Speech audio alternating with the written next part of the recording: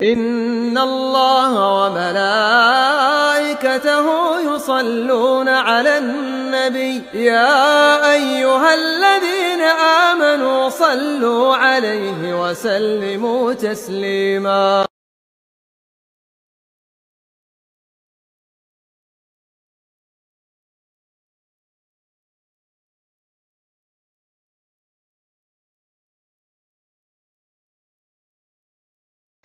Halo.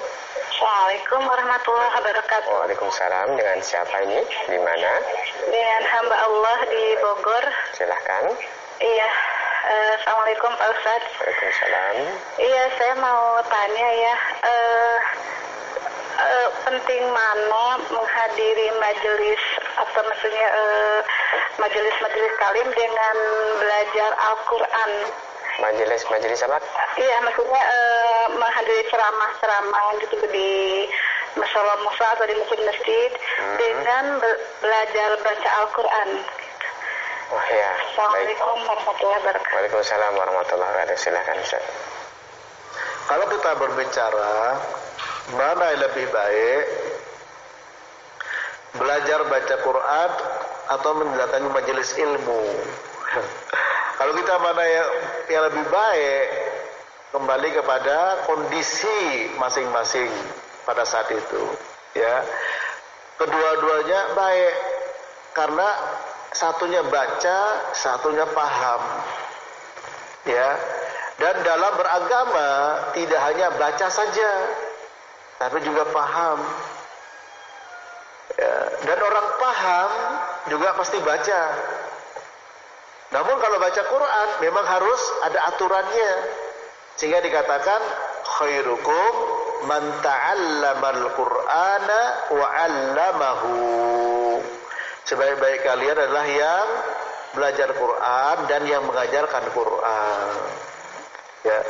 Di sini belajar Quran dan mengajarkan Quran maknanya mutlak. Karena fi'il itu yufidul itlaq. Ya, fi'il memberi faedah mutlak. Artinya mutlak apa? Bisa belajar Quran dengan membaca Quran, belajar baca Quran dan juga memahami isi kandungan Al-Quran. Ya, khairukum man ta'allamal Qur'ana wa 'allamahu. Dia belum bisa baca Quran sama sekali. Sama sekali. Kemudian dia belajar tafsir Ibnu Katsir, ya, enggak pas.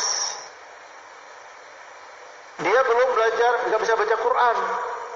Kemudian dia belajar di majelis ilmu tentang kafiyat sholat. Mana yang lebih dulu? Belajar baca Quran atau kafiyat sholat? Ya sholat. Ya. Nah, kemudian direncanakan untuk mempelajari baca Quran. Ya, jadi ini sama-sama baik. Maka kalau berhadapan antara kebaikan, kaidah yang pertama adalah al-jam'u in amkan, ya, dikumpulkan semua. Ya, mungkin di masjid itu ada 1 jam, di situ ada pelajaran baca Quran. Nah, seperti di sini sore ada pelajaran tahsin dan tajwid dan tahfidz. Pada maghribnya kita bertauhid, sehingga dari yang itu sampai nunggu, ya. Nah, itu mesti gabung kedua-duanya. Kalau tidak bisa ditarjih, mana yang lebih kuat kebutuhannya, hajatnya pada saat itu, ya. Oh, hajat saya belajar tauhid, karena saya waktu untuk baca Quran ada kesibukan, silakan. Oh, hajat saya kepada Quran, karena waktu saya untuk baca tauhid misalkan masih ini, sehingga bisa diatur waktunya, ya. Tidak kemudian melulu satu kemudian ditinggalkan yang lainnya, ya. Maka kembali kepada maslahah. Ya, kalau ini semua maslahah, idza tazahamatil masoleh, ya, yuqaddamul a'la minal masoleh. Apabila bertabrakan maslahat dan maslahat, kebaikan dan kebaikan, maka dikedepankan mana yang lebih banyak maslahatnya. Dan setiap orang, kullu ahadin adro bi nafsihi. Setiap orang lebih tahu kondisi dirinya. Oh iya, pada saat ini saya nggak bisa sama sekali baca Quran, ya silakan. Ya, kemudian prinsip dalam beragama, ya, baca Quran maupun yang lain, perhatikan perkataan Abdullah bin Mas'ud. kana ar-rajulu minna idza ta'allama 10 ayat lam yujawizunna hatta ya'rifa ma'anihinna wal amala bihin. Tidaklah seorang dari kami ketika mempelajari 10 ayat melebihinya sampai paham maknanya dan mengamalkan kandungannya. Paham dan amal. Tidak mungkin orang paham tanpa didahului dengan baca. Ya.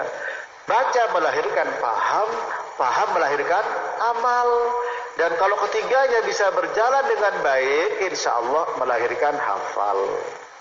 Maka konsep dalam kita belajar agama, baik baca Quran maupun majelis taklim tadi, ya, atau tahlil atau tahfidz, maka tidak lepas dari 4 konsep: baca, paham, amal, hafal. Nah ini ya, demikian Allahu a'lam bishawab.